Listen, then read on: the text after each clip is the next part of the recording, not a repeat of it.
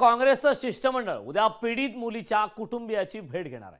काँग्रेस प्रदेशाध्यक्ष नाना पटोले यांनी या संदर्भातली माहिती दिली आहे। काही आमदार आणि खासदारही या शिष्टमंडळामध्ये असणार आहेत। उद्या काँग्रेसचं शिष्टमंडळ हे पीडित कुटुंबियाची भेट घेणार आहेत।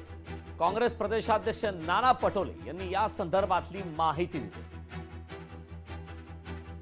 एकीकडे आपण सद्भावना दिवस साजरा करतोय आणि एकीकडे 3 वर्षाच्या आणि 4 वर्षाच्या मुलीवर एका आरएसएसच्या शाळेमध्ये या पद्धतीचा त्या लहान मुलीवर अत्याचार तो आज नाही तर त्याला घटना जेव्हा पुढे येते तर ती 13 तारखेपासून ती घटना चाललेली आहे। 15 ऑगस्टला राज्याचे मुख्यमंत्री बदलापूरमध्ये गेलेत। नगरपालिकेच्या इमारतीचं काही नूतनीकरण झालं त्याच्या उद्घाटनाच्या कार्यक्रमाला गेलेत।